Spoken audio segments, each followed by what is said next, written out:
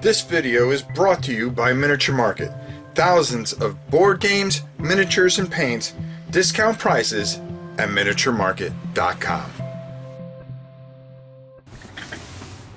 Hey everybody! Now, everybody knows how much I love Flying Pig games. I've got a pile over there, just some great stuff from Old School Tactical to Gettysburg, and some of the other really brilliant things. I've got a lot of the bag games, which I really enjoy. As a matter of fact, over there, the Long Road, which is another one that I really enjoy. Another one of my favorites, which unfortunately took some severe water damage and I had to get rid of, and I feel horrible about it, but was 65. It was the very first in the squad battles games that he had created. Well, he came out with something recently that is absolutely glorious and kind of fills that hole that I was missing with 65, and that's 85. Afghanistan Graveyard of Empires. We're going to go down. I'm going to give you a brief overview about this, but I also want on the other side talk about how brilliant Mark is creating these just fantastic, wonderful experiences that just work. They just work. And in the future, coming up, we're going to be, like I said, I am catching up with all the playthroughs, and when I usually play on to something, I get something. So towards the end, we will be tackling this bad boy, which is, you can also get a solo expansion for it, and that is Afghanistan Graveyards of Empires Alone in the Mountains. This will give you, of course, the ability to play solo in a bunch of scenarios that go with that. Let's go down to the table and check this bad boy out. So the most important thing here is, I'm not going to show everything and stuff like that, but dear God, look at the size of these beautiful counters. I mean, they are monsters.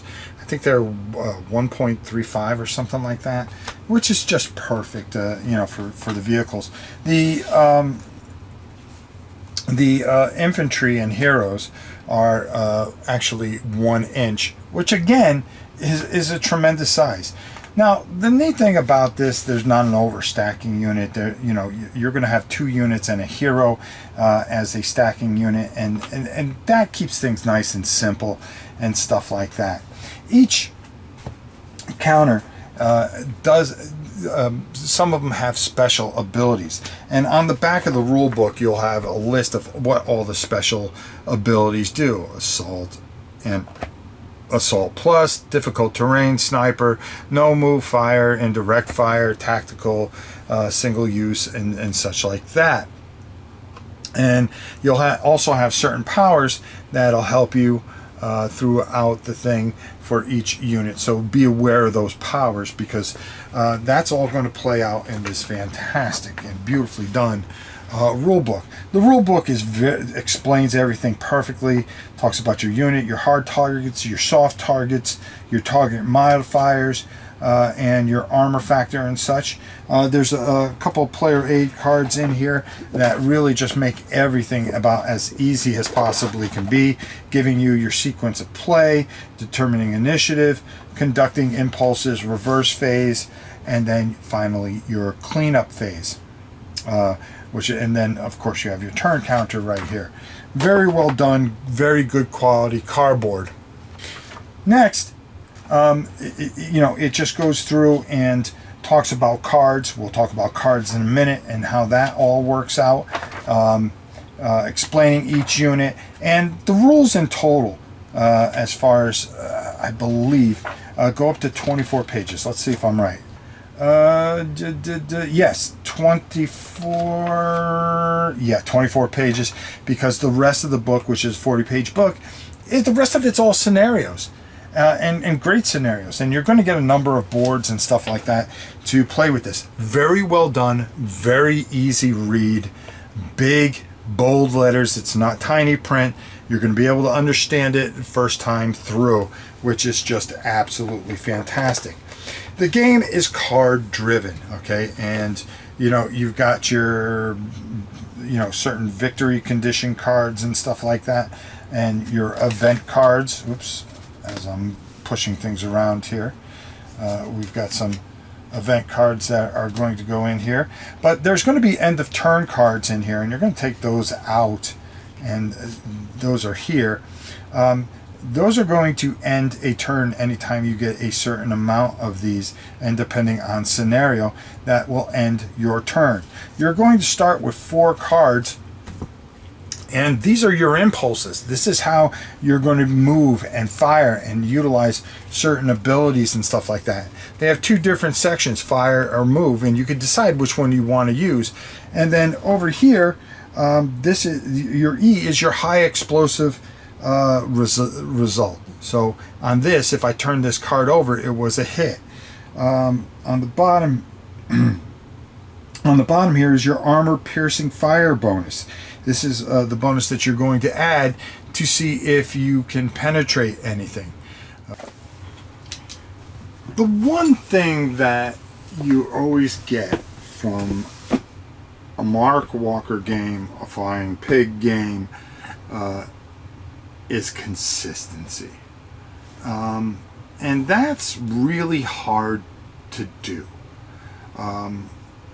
In a world where so many different things and stuff happen, the one thing that is always constant is quality, solid gameplay, good clean rule books. I've always enjoyed their rule books, and of course the oversized counters, which for me have always been a home run, especially when I'm somebody that struggles with eyesight, old guy, and I like the bigger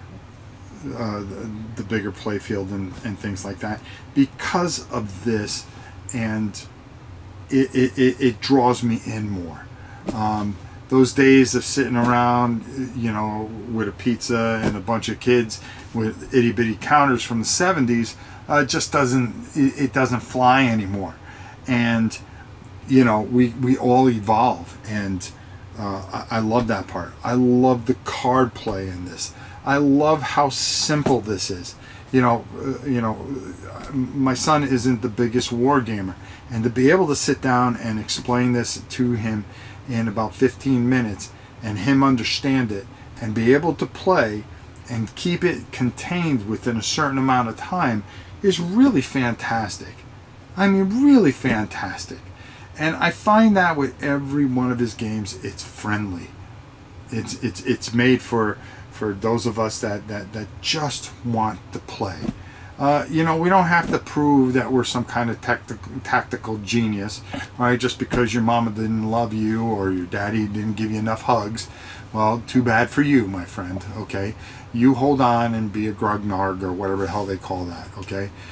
Because that's what it really comes down to, is trying to prove your insecurities of yourself, okay? Take a deep breath and play a war game to play a war game.